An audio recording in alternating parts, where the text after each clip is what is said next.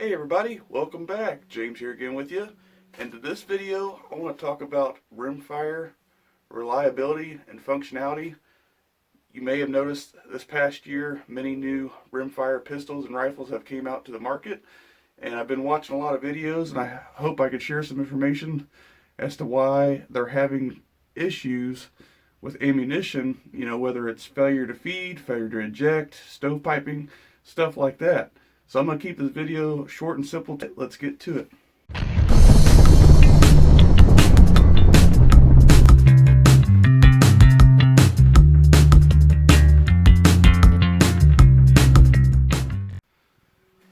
So as mentioned, many new firearms have came out to the market that are rimfire. Handguns more particular, like the Glock 44 for example, the Taurus TX 22, and the Ruger LCP. Well, I've been watching some videos and hearing about people shooting it, and they've been having not particular any gun, but a lot of them were having issues with it, with them feeding and functioning properly, and only allowing certain types of ammunition to be flawless. So the first step, in my opinion, would be to go over your owner's manual. As always, make sure you read that thoroughly, no matter what the brand is, rifle, pistol, shotgun, whatever it is. Thoroughly read this, and this may tell you as to what ammunition is best to use so you have the best function firearm. Okay, so I actually did a little experiment, and I want to show you guys this. So I am going to show you an experiment I did with two of the most popular rimfire semi-automatic rifles. My factory Ruger 1022 22LR, safety checked, empty.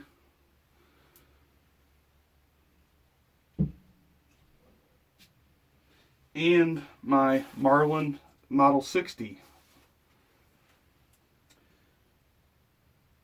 So what I did was I shot 5 different brands of ammunition, 3 bulk type ammunitions and 2 target style ammunitions through each gun.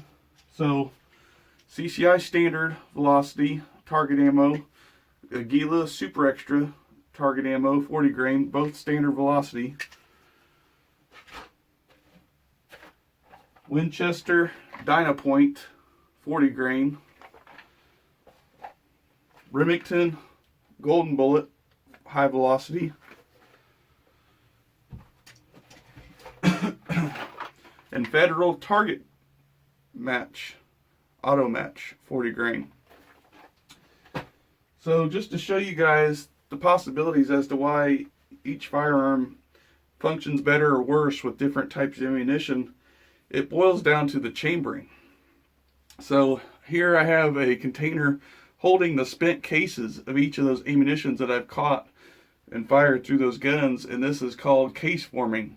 Now you typically would do this for center fire firearms to save the brass and get the case formed to the chamber to get the most accuracy out of it. Well, I went ahead and saved the cases from this test, rimfire test, to show you the biggest differences here from each gun and as to why one may function better or less than the other one with the different types of ammunition given.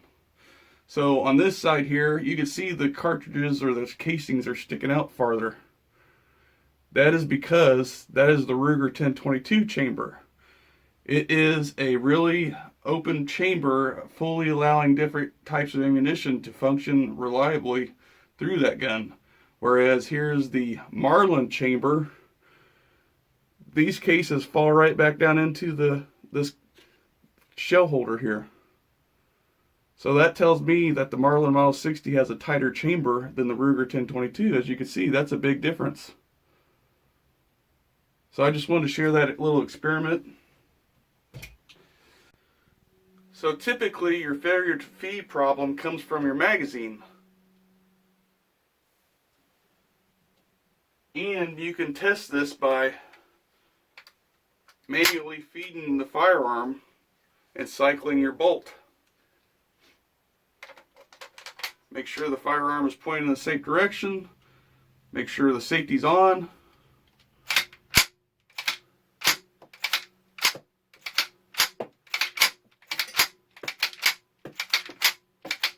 And that's it, we're empty.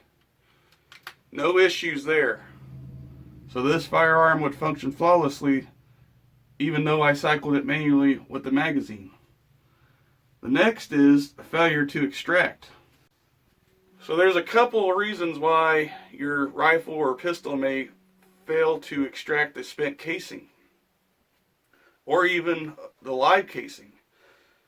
It's because of your extractor. One of the reasons is because your extractor is not getting the case rim properly and pulling it out, or the case is stuck in the chamber because it expanded too much. So again, two reasons why it fails to extract is because either the extractor needs to be replaced, or it's not touching the rim enough to grab onto the rim, or the case is stovepiped or stuck in the chamber. And I'll get to the reason why it's stovepipes. Okay, so the last possibility of rimfire, or it could happen to any firearm really, is stovepiping, meaning that the case gets stuck in the chamber and the extractor won't pull it out because it's sealed in there, it's tight. So what happened was the case somehow blown out so bad that it stretched to the chamber walls and it's just stuck in there. So that means that your chamber is probably too tight, meaning you need to shoot a looser tolerance ammunition or a crimped load. And the reason why I figured this out is because not all ammunitions are the same. Not all 22 LR ammunitions are the same. Even though there's a semi-spec, there is tolerance that they can fall within guidelines, and it's a loose tolerance. So that's the thing, finding the right ammunition for your firearm to function properly. That's why, because of the chamberings. There's so many different types of chamberings and different types and sizes of ammunition available to the market.